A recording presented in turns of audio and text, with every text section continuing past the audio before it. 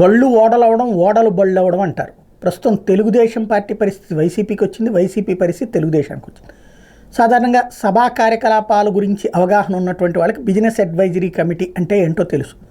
తెలియని వాళ్ళకి అర్థమయ్యేలా చెప్పాలంటే ప్రతి పార్లమెంట్ అయినా సరే, అసెంబ్లీలోనైనా సరే ఎన్ని పార్టీలు గెలుస్తాయో అన్ని పార్టీలకు సంబంధించిన ప్రతినిధులతో బిజినెస్ అడ్వైజరీ కమిటీ అనేటువంటిది ఒకటి వేస్తారు. స్పీకర్ దానికి హెడ్గా ఉంటారు. ఆయన ఆధ్వర్యంలో సమావేశం జరుగుతుంది. ఇందులో అధికార పక్షం నుంచి ఎక్కువ మంది, ప్రతిపక్షంలో ఎన్ని పార్టీలు ఉంటే ఒక్కొక్క పక్షం నుంచి ఒక్కొక్కళ్ళు అందులో సభ్యులుగా ఉంటారు. వాళ్ళందరూ కూర్చుని అసెంబ్లీ సమావేశాలు ఎట్లా నిర్వహించాలి, ఏ అంశాల మీద చర్చ జరగాలి, ఏ అంశాలు 0 అవర్లో ఉండాలి, ఇట్లాంటివన్నీ చర్చిస్తారు. దానికి అనుగుణంగా సభది ఫైనల్ చేస్తారు. పార్లమెంట్లో కూడా అదే విధానం ఉంటుంది. అయితే అసెంబ్లీలో అంటే ఇక్కడ ఉన్న 4 పార్టీలు, Telugu Desam party, Janasena, Bharatiya Janata party, YSR Congress party. ఇందులో వైఎస్ఆర్ కాంగ్రెస్ పార్టీ ప్రతిపక్షం కాబట్టి ఇప్పుడు ఒకళ్ళకి ఛాన్స్ ఇస్తారు. 11 స్థానాలు ఉన్నాయి కాబట్టి. లేదంటే ఇద్దరికి ఛాన్స్ ఇచ్చేటటువంటి అవకాశం ఉంటుంది. అదే సందర్భంలో జనసేన నుంచి ఒకళ్ళు, అటు బీజేపీ నుంచి ఒకళ్ళు, తెలుగుదేశం పార్టీ నుంచి ఇద్దరు ఏమో ఉంటారు. ముఖ్యమంత్రితో పాటుగా మరొకళ్ళకి విప్పు కూడా అక్కడ ఉండేటటువంటి అవకాశం ఉంటుంది.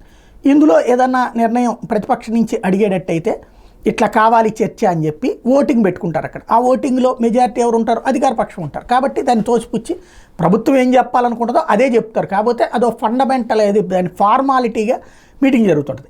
జాతీయ స్థాయిలో పార్లమెంట్కి వచ్చేటప్పుడు బోల్డ్ పార్టీలు ఉంటాయి కాబట్టి 14 మంది సభ్యులతో కూడినటువంటి బిజినెస్ అడ్వైజరీ కమిటీ ఉంటుంది. 14 మంది సభ్యులు. ఇది ఇక్కడ గుర్తుపెట్టుకోవాల్సిన అంశం. ఇందులో 5 కంటే ఎక్కువ పార్లమెంట్ సభ్యులు ఉన్నటువంటి పార్టీ వాళ్ళకి ఒక్కొక్కళ్ళని దాంట్లో రిప్రజెంటేటివ్గా పెడతారు.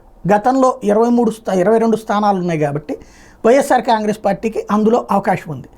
ఇప్పుడు ప్రస్తుతం తెలుగుదేశం పార్టీకి ఆ ఛాన్స్ వచ్చింది. 16 మంది ఉన్నారు కాబట్టి తెలుగుదేశం పార్టీ తరపున లావు శ్రీకృష్ణదేవరాయలకి ఆ ఛాన్స్ వచ్చింది. వైఎస్ఆర్ కాంగ్రెస్ పార్టీ కేవలం 4 ఉండేటప్పటికీ వాళ్ళకి ఆ ఛాన్స్ లభించలేదు. అడ్వైజరీ కమిటీలో ఈ దఫా అవకాశం లభించలేదు. అదే సందర్భంలో మిగతా ఈ 5కు పైన ఉన్నటువంటి శివసేన, ఎన్సీపీలకు కూడా అవకాశం లభించాలి. ఎందుకనయ్యా అంటే వాళ్ళకు ఒక సమస్య ఏమి ఎదురైందంటే 14 దాటిపోయింది.